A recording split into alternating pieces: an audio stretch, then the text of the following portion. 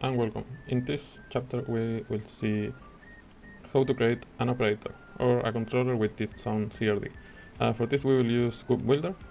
I already did or write this original article in 2020, but now I've been rewritten and recreated with the latest versions. For this we will use Kubebuilder, and in this example what we are going to do is basically create a pod that will allow us to do any port forward that we want, or sort of. Basically, if you see, kubectl doesn't support to specify the address, and it's logical. I think it's mostly for security reasons. So we can do this with socket, and there is an example right here how we can achieve that. In this example, we are seeing that it's trying to reach an RDS DB. So here you have like access to the cluster, but not the DB directly, but you can reach from there. So doing this, you can, and using port forward, you can basically reach the DB using socket and port forward, which can be useful in some scenarios. Also, you can proxy whatever else you want. We'll see more about that. But for now, let's get started and create the project. First, we're going to create a Go project. Then we are going to use Kubebuilder to bootstrap the project. You will see a lot of files. And the next step is to create our API.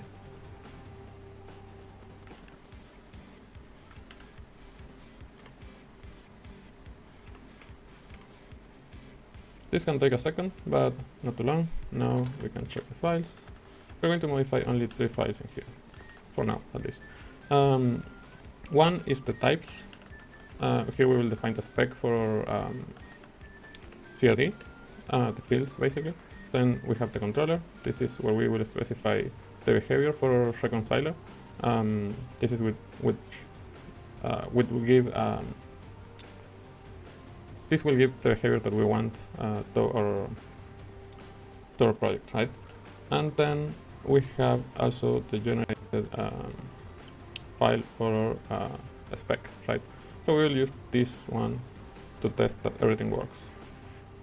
But first we will replace this with what we have already in the blog, and then we will quickly check the changes. We'll do the same here.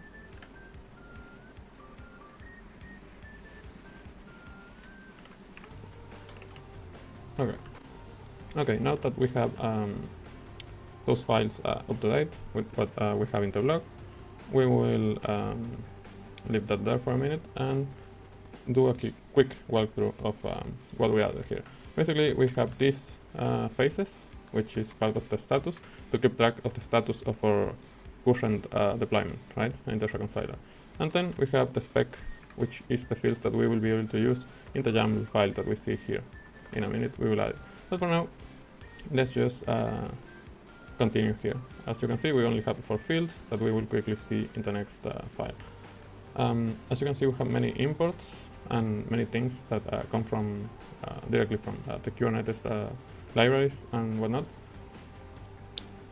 Here, basically, we are defining this function and the reconciler. This function is just a helper to create a pod with the command the liveness proof and the specification for the pod specification, right? We can see that we are using socket and replacing the values basically from what we provided in the spec file, right? Same thing for the liveness proof is if it's present, and you can see that this reads pretty much like a JSON file or what's called a manifest. And you might be wondering, like, how do you figure out fields and whatnot? And that's kind of easy. If you go to the libraries, the documentation for the libraries, and you go to the pod spec, you will see everything that you need to know. For example, for the container, we can figure out the fields and what type it needs to be, the format and everything. For example, for the liveness proof, that will be around here, Linux proof, and it needs to be approved. Basically, the proof receives, as you can see, a proof handler. We can see the type in here, and it tells us everything that we need to know to run something, right? As you can see, if we check the proof handler to see the type and whatnot, we can see that we are using exec, and that's exactly what we have here. So that's how you can navigate and figure out what do you need. Just check the types, the functions, and you will quickly figure out how to move forward with the Kubernetes specs and create your own resources, right? Then we have the reconciler, which is a really big function. Basically, what we do is check if we have like a new instance of our CRD. If there is, by default the phase will be pending. If it's not pending, that phase should be set. And then basically, if everything goes right when the reconciler function picks up that instance of our spec, it will move it to running phase, and in that moment the pod will be created with the data that we pass from the YAML file. After that, it does a few checks to see if it failed, if it not, if it needs to requeue and whatnot. But you can learn more about the reconciler itself from the book that Kubebuilder provides. It's pretty handy and has a lot of examples that you can get started with. So the next step will be testing that what I'm showing you actually works. So we are going to create a kind cluster. For this, should be really quick.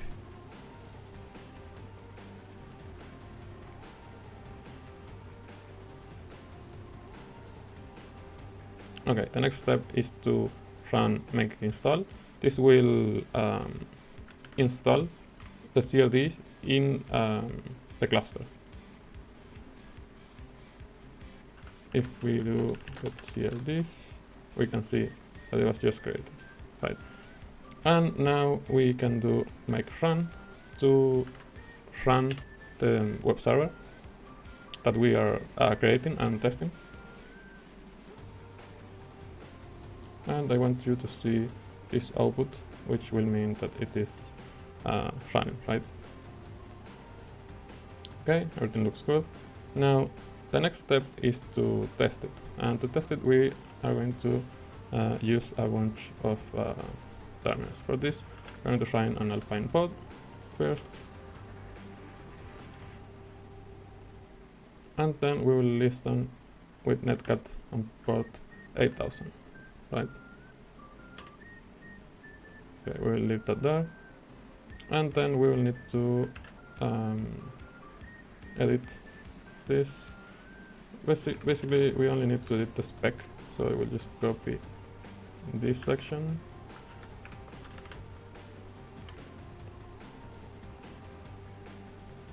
And the next part will be to apply this change. So pixel apply the chef config samples for.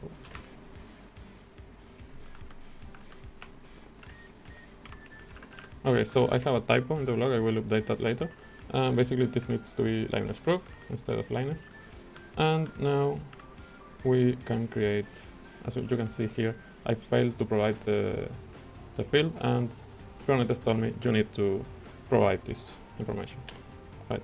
So now we created this, and I am not sure if we saw something moving in here, but if we check the pods,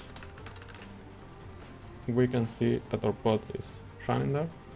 And what we can do is do SQL scribe pod, and we can see that it defined the socket command as we expected, and it's pointing to this IP address, which is probably an issue. So I'm going to point to the 0.5.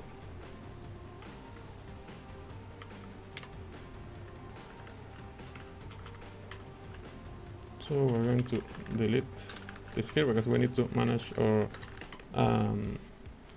pod through the CRD. If we delete the pod, then our controller won't know about that. Okay, now that looks good. And if we check again, we have the pod running again with the right configuration. As you can see, it's running an echo, so this will work every time. It's a fake liveness proof, basically, because I didn't define it to true, otherwise it will try to use netcat to reach the port. So the next step will be to actually test that we can port forward, and then we need to use forward.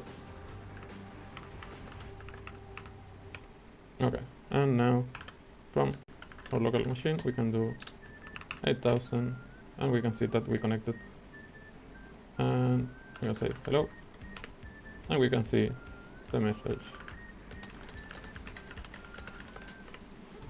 in the original pod, which was the one we were trying to reach.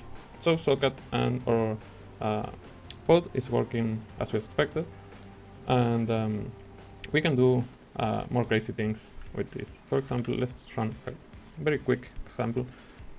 So for this, I'm going to use the IP address of this server, and we will see, just to check that we can actually proxy whatever we want, right? I'm going to stop this and then delete that, and we're going to modify this to look something like this. Now we want to also enable the liveness proof just to make sure that it works. The next step will be to apply.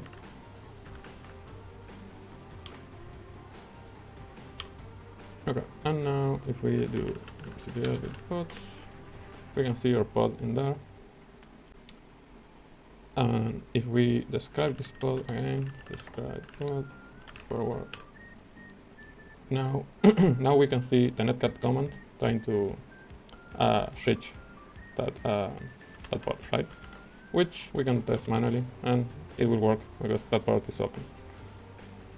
And then we also see the parameters that we configure. Everything looks good.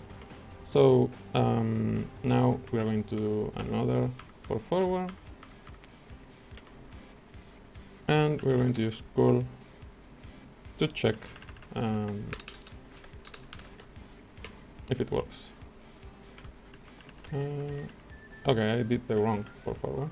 So what needs to happen here is this. Okay, there we go. Now, as you can see, we are still reaching that IP address, and we are basically getting my IP in there through this pod that's being used as a proxy. The next step is, if you want to make this public, you can use this command to build it and push it to Docker Hub in this case. That will look something like this. I have already done that, so there's no need for me to do that again.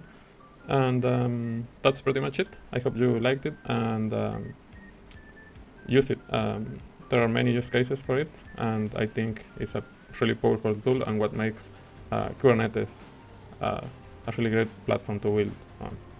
Until next time, bye.